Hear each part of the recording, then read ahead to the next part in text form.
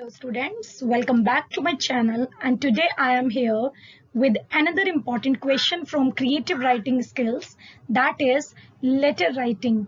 In almost all the classes, this question of letter writing is supposed to be appeared, and most of the students find it difficult to draft letters for various purposes. So in this particular topic, I am going to help you with different kind of formal and informal letters types. अब चलते हैं next type of letters, that is business letter. यहाँ 3 questions दिए हुए हैं जिनको पढ़ के आपको क्लियरली समझ में आ जाएगा कि किस टाइप के business letters you are suppose to write. तो फर्स्ट है आपका placing an order. You are the sports teacher of sister Nivedita SKB A block defence colony. You have been asked to place an order for different sports equipments for the year to Mehta and sons private limited. ठीक है, तो इस तरीके से पहले type का letter तो आपका ये हो गया कि आपको किसी भी आइटम का ऑर्डर प्लेस करना है। फॉर एग्जांपल इस क्वेश्चन में ऑर्डर प्लेस करना है आपको स्पोर्ट्स आइटम का। नेक्स्ट है आपका cancellation of order. As manager of an established hotel in Agra, you have been asked to cancel an order for furnishings that were placed to Harrisons furnishings New Delhi.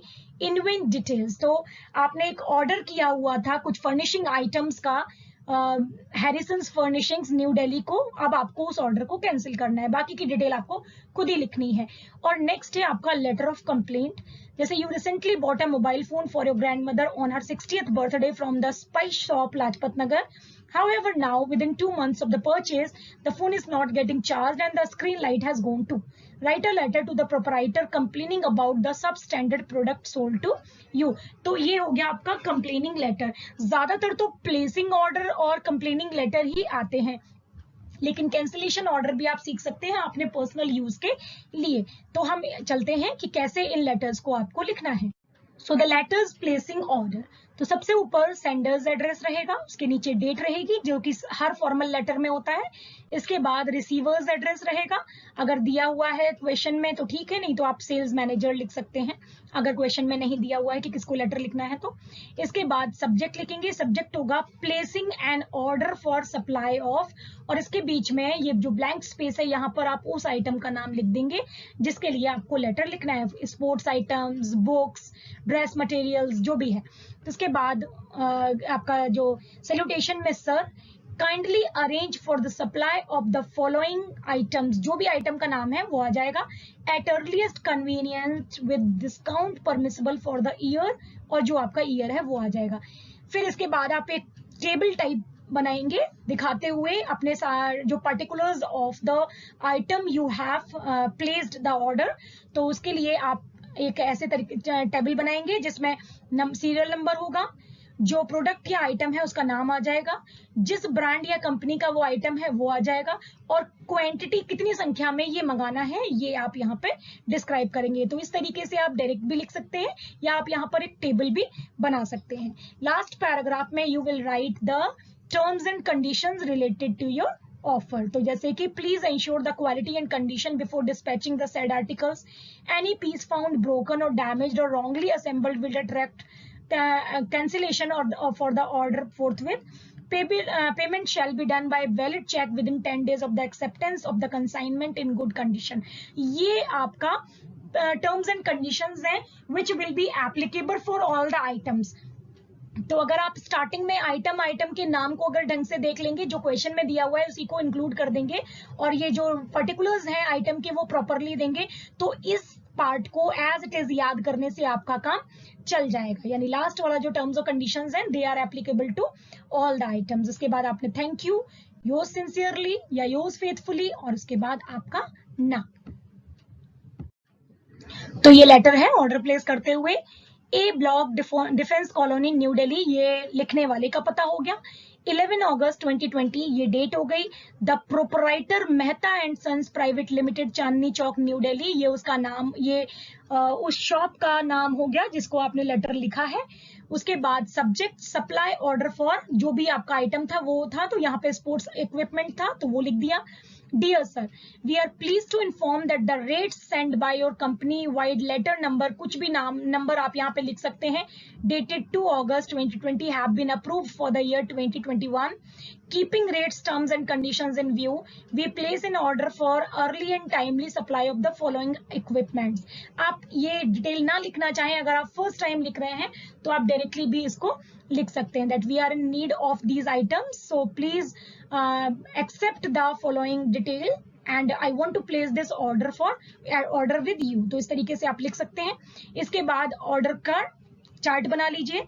ये आपके serial number हो गए, items के name हो गए, जैसे basketball है उसका ब्रांड दिया हुआ है निविया, 6 बॉल्स मंगा रहे हैं.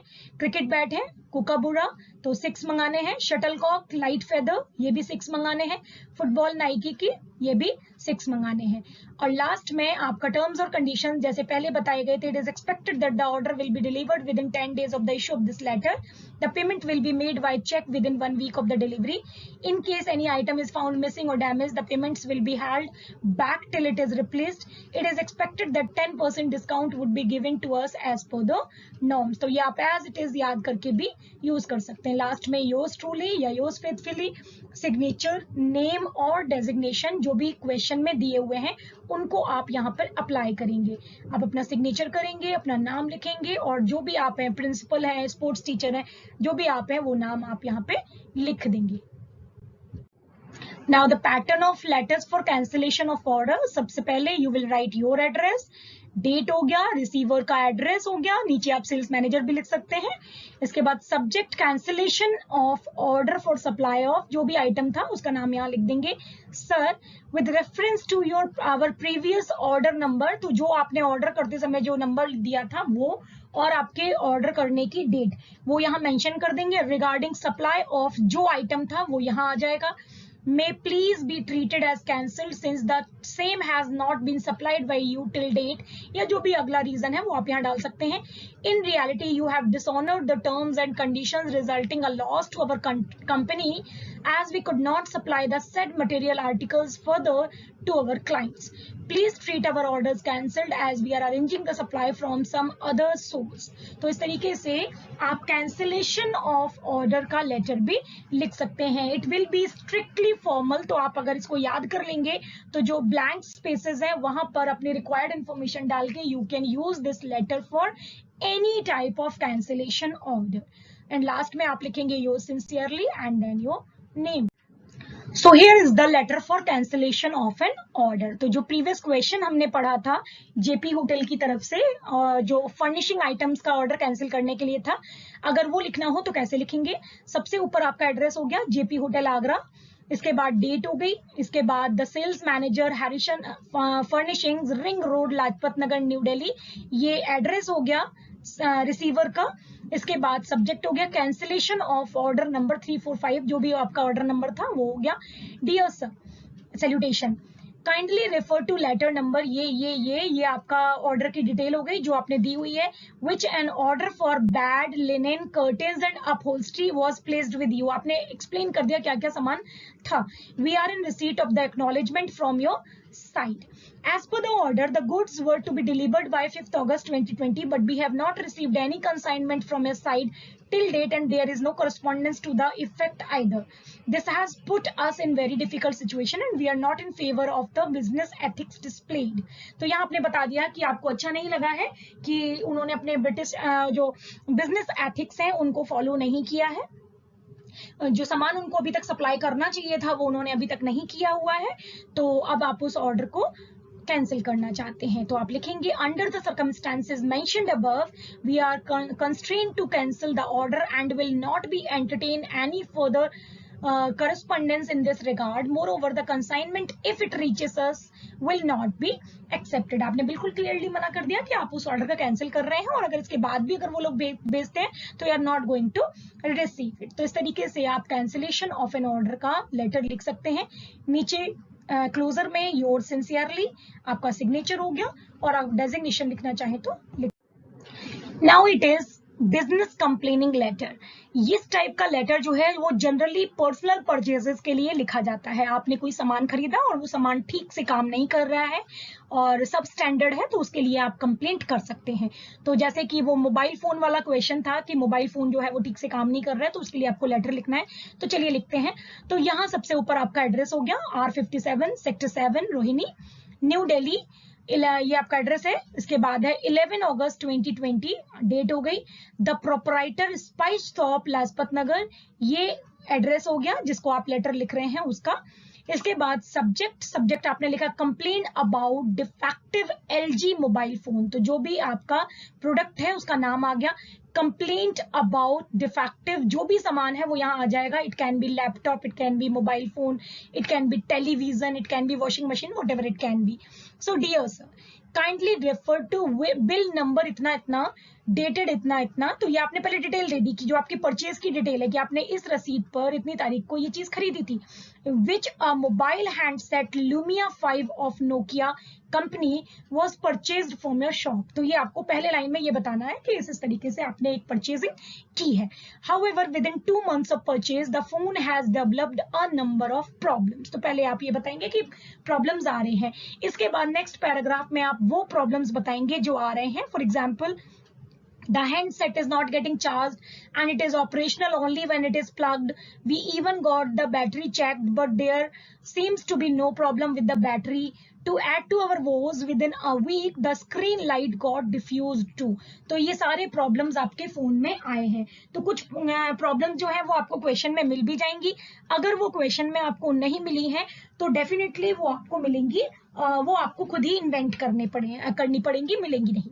इसके बाद, since the product is still under guarantee period, I am enclosing the photocopy of the bill and sending the phone to be replaced or repaired at the earliest. जो भी डिजायर्ड एक्शन आप उनके part पे चाहते हैं वो आप लिखेंगे कि या आप वापस करना चाहते हैं या उसको रिप्लेस कराना चाहते हैं या रिपेयर करवाना चाहते हैं।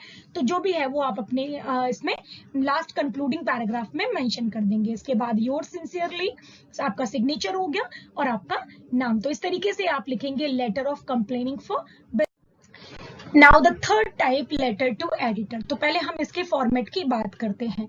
तो सबसे ऊपर सेंडर्स एड्रेस होगा, लिखा हुआ है एड्रेस। इसके बाद डेट होगी, डेट इस तरीके से लिखी जाएगी। एड्रेस ऑफ द एड्रेसी और the receiver's designation and address. तो रिसीवर ऑब्वियसली हमारा होगा द एडिटर। जो भी न्यूज़पेपर का नाम दिया हुआ है वो न्यूज़पेपर का नाम आएगा। अगर न्यूज़पेपर का नाम नहीं दिया हुआ है नेशनल दिल्ली या कोई भी जनरल न्यूज़पेपर का नाम दे दिया कि किसी भी जनरल न्यूज़पेपर के लिए लिखिए, तो आप यहाँ पर किसी भी न्यूज़पेपर का नाम दे सकते हैं। इसके बाद उसका एड्रेस यानी the name of the city from which the paper is being published. इसके बाद सैल्यूटेशन, जैसे सर है, dear sir. Subject line to focus attention. तो सबसे पहले स्टार्टिंग में जो फर्स्ट लाइन है वो ओपनिंग लाइन होनी चाहिए, जिससे आप इंट्रोड्यूस करेंगे किस बारे में आप लिखने जा रहे हैं, उसको थोड़ा थोड़ा इंट्रोड्यूस करेंगे। नेक्स्ट पैराग्राफ में आप मेन कंटेंट लिखेंगे जिसमें अपनी जो भी प्रॉब्लम आपकी है या अगर आप व्यूज एक्सप्रेस कर रहे हैं किसी इशू पे तो उससे रिलेटेड डिटेल्स देंगे। और लास्ट पैराग्राफ में आप कंक्लूड करेंगे। ये होगी आपके लेटर की बॉडी। इसके बाद कॉम्प्लीमेंट्री क्लोज में आप लिखेंगे थैंकिंग यू सिंसियरली। आपने सेंडर्स नेम आ जाएगा यहाँ पे which will be given in the question. और डेजिग्नेशन अगर एप्लीकेबल हो, अगर दिया हुआ है कि आप ये हैं, आपका डेजिग्नेशन ये है, तो आप वो जरूर मेंशन कर देंगे। इसके साथ ही आपका फॉर्मेट हो जाएगा किसका, letter to editor. For example ये लेटर है जिसमें जो एडिटर को लिखा गया है फीमेल फेटिसाइड पे अपने व्यूज को एक्सप्रेस करते हुए। तो देखिए सबसे ऊपर B12 Indraprastha apartment, Paschim Bihar, new Delhi. This is the address of the sender, जिसने लिखा है उसका नाम है, उसका एड्रेस है, सॉरी। और इसके बाद 20 मार्च जो डेट हो गई, जो जिस डेट में लिखा गया है वो डेट है। The editor the Indian express new Delhi. तो ये हो गया रिसीवर का एड्रेस और डेजिग्नेशन। इसके बाद सब्जेक्ट हो गया female foeticide undoing of humanity. तो इस तरीके से आपने अपनी थीम को क्लियर कर दिया यहाँ पे सब्जेक्ट के रूप में। इसके बाद सर या मैडम, डियर सर या डियर मैडम। और स्टार्टिंग करेंगे आप इस तरीके से, through the columns of your esteemed newspaper. इसे याद कर लीजिए इस लाइन को, ये एज इट इज आपको यूज करनी है। Through the columns of your esteemed newspaper, I wish to share my concern about the killing of girl fetus before its birth। तो एक सेंटेंस में आपको अपना टॉपिक का डिक्लेरेशन करना है, ठीक है। तो ये बिल्कुल ध्यान रखेंगे, इसे ऐसे ही यूज करना है। Through the columns of your esteemed newspaper, I wish to share my concern about the killing of girl fetus before its birth। तो ये आपने डिक्लेयर कर दिया। इसके बाद undoubtedly in the post-independence era, Indian woman has altered her image of being vulnerable and illiterate. Still, the male chauvinism which was rampant in our society is indulging in female feticide, leading to alarming decrease in the number of females. The surveys being conducted in recent years have clearly shown that sex determination tests are widely practiced. They slaughter the girl before it is born just because they want a son. In states like Haryana and Rajasthan, the situation is really dismal. One can gauge the seriousness of the situation by the fact that brides are being brought from other states for marriages here, leading to human trafficking।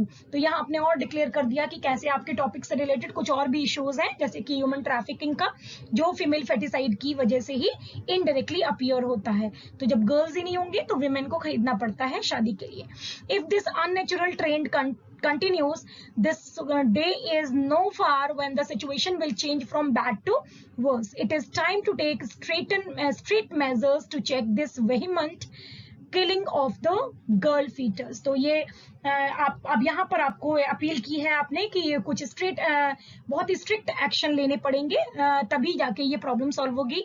I hope you will publish my views in your esteemed newspaper so that the society wakes up from its deep slumber।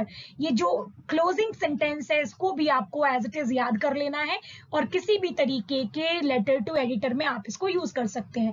तो ये opening line और ये closing line, इसको आपको as it is याद करना है, जिसे आप किसी भी तरीके के लेटर टू एडिटर में यूज कर सकते हैं। और लास्ट में आप लिखेंगे योर्स सिंसियरली, और जो भी आपका नाम है वो आ जाएगा। अब चलते हैं लास्ट टाइप ऑफ लेटर की ओर, जो कि है आपका जॉब एप्लीकेशन। तो पहले देखते हैं हम जॉब एप्लीकेशन के फॉर्मेट को। तो सेंडर्स एड्रेस, ये क्योंकि फॉर्मल लेटर की कैटेगरी में है तो सबका जो फॉर्मेट होगा वो लगभग सेम होगा। सबसे ऊपर सेंडर्स एड्रेस हो जाएगा, फिर डेट हो जाएगा, name and address of the addressee हो जाएगा, subject application for the post of, आप यही लिखेंगे application for the post of, और जो पोस्ट होगी जो क्वेश्चन में होगी वो यहाँ पर मेंशन हो जाएगी। इसके बाद आप लिखेंगे डियर सर, फिर कंटेंट में आ जाइए, with reference to your advertisement in, यहाँ पर आपके जिसमें आपने एडवर्टीजमेंट देखा है वैकेंसी का वो सोर्स आ जाएगा। डेटेड, यहाँ डेट आ जाएगी जिस डेट में आपने उस न्यूज को देखा है, उस वैकेंसी के जो नोटिफिकेशन को देखा है। Regarding vacancy for the post of, जो पोस्ट है वो यहाँ आ जाएगी, जो यहाँ थी पोस्ट वही पोस्ट यहाँ आ जाएगी। I present myself as a suitable candidate for the same. I possess all the required qualifications. I assure you to serve with integrity and dedication up to the satisfaction of my employers। तो ये जो content है, body जो है वो आप as it is याद कर लीजिए, हर तरीके के जॉब एप्लीकेशन में it will work. Hoping for favourable consideration. अब क्लोजर पे आ जाइए, योर्स फेथफुली XYZ आपका नाम हो गया, और यहाँ आपको लिखना है एनक्लोजर्स बायोडेटा। यहाँ नहीं, आपको जो कंटेंट है वो भी पूरा नहीं हुआ है, ये एप्लीकेशन का एक पार्ट है और दूसरे पार्ट में you will write the biodata. तो let's move on to biodata. Biodata को रिज्यूमे या करिकुलम वाइटे भी कहते हैं। तो क्वेश्चन में कुछ भी डिमांड किया हुआ है आपको बायोडेटा लिखना है। इसके साथ ही आपको ये भी याद रखना है कि अगर पर्टिकुलर डिटेल्स लिखा हुआ है तब भी अगर जॉब एप्लीकेशन है तो आपको बायोडेटा देना पड़ेगा। तो biodata is divided into two parts, personal details और प्रोफेशनल डिटेल। तो आप इसको इस तरीके से प्रेजेंट करेंगे क्लियरली। सबसे ऊपर आप लिखेंगे रिज्यूमे या सीवी या बायोडेटा, जो भी है हेडिंग डाल देंगे नए पेज पे। इसके बाद पर्सनल डिटेल्स, जिसमें नाम, father's name, date of birth, address, contact number, hobbies और लैंग्वेजेस नोन। तो ये पर्सनल डिटेल आपने फर्स्ट कॉलम में दे दी। जो पर्सनल डिटेल के बारे में है, और प्रोफेशनल डिटेल दूसरा कॉलम है जिसमें आप लिखेंगे एकेडमिक क्वालिफिकेशन। एकेडमिक क्वालिफिकेशन कौन सा क्लास, किस ईयर में, किस बोर्ड या यूनिवर्सिटी से कितने मार्क्स के साथ किया है आपने, वो आप बताएंगे। तो ये 3 या 4 भी हो सकते हैं, आप 10th से भी स्टार्ट कर सकते हैं और 12th से भी स्टार्ट कर सकते हैं, और किसी पर्टिकुलर जॉब के लिए जो भी रिलेटेड डिग्री है उसको भी आप यहाँ पे जरूर मेंशन करेंगे। इसके बाद नेक्स्ट हेडिंग होगी एक्सपीरियंस। एक्सपीरियंस में आप लिखेंगे नेम ऑफ द पोस्ट, किस पोस्ट पर आपने काम किया हुआ है, किस फर्म या कंपनी में काम किया है, और किस टाइम पर काम किया है। यानी यहाँ आपको ईयर्स देने पड़ेंगे, कब से कब तक आपने उस जगह पर, उस कंपनी में, उस पोस्ट पर काम किया है, यहाँ आपको मेंशन करना पड़ेगा। ये आप 1 या 2 जगहों का नाम आप अपने प्रीवियस एक्सपीरियंस में दे देंगे। इसके बाद रेफरेंसेस। रेफरेंसेस में कोई भी 2 रेप्यूटेड लोगों के नाम, उनका डेजिग्नेशन और उनका एड्रेस आपको देना है।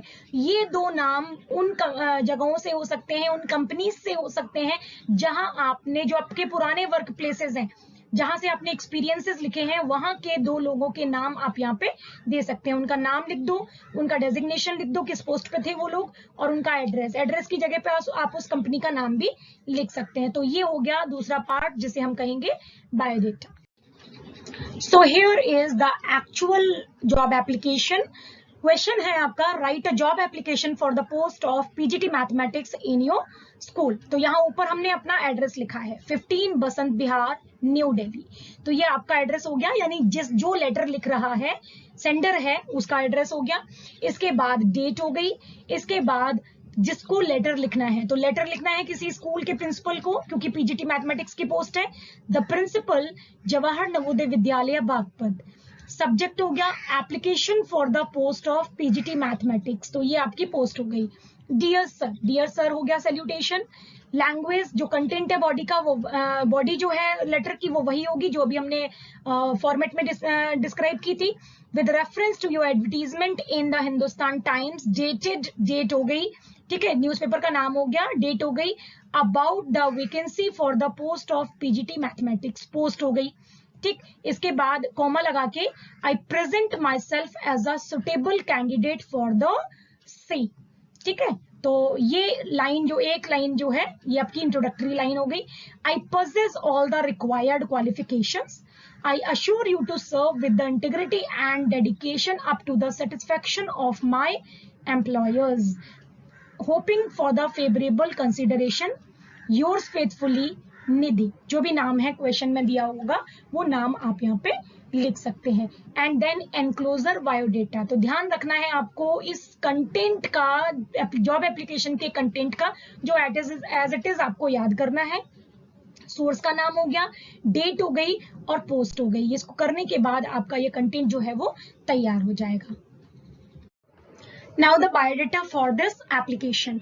So सबसे टॉप पर you will write biodata, then the first heading personal details. In personal detail you will write name, that is Nidhi, father's name, that is Mr. Kalyan Singh, date of birth जो दी हुई है, address, address हो गया आपका जो आपने first part में भी टॉप पे लिखा हुआ था, कॉन्टेक्ट नंबर, आप फोन नंबर लिख देंगे अपना, हॉबीज, जो भी आपकी हॉबीज हैं वो लिख देंगे, लैंग्वेजेस नोन, जो लैंग्वेजेस आपको आती हैं वो लैंग्वेजेस आपने यहाँ पे लिख दी। इसके बाद second part of the biodata, that is professional details, जिसमें पहली है एकेडमिक क्वालिफिकेशन, जिसमें आप लिखेंगे क्लासेस, किस स्कूल या यूनिवर्सिटी से आपने किया है, किस ईयर में किया है, और क्या आपका रिकॉर्ड रहा है, यानी क्या आपने स्कोर किया है, मार्क्स या परसेंटेज। जैसे कि class 10th from JNV Ghaziabad, school का नाम हो गया, ईयर 2010 एंड 98% मार्क्स हो गए। इस तरीके से आपने 10th का, 12th का, MSc एंड BEd, जो भी पोस्ट है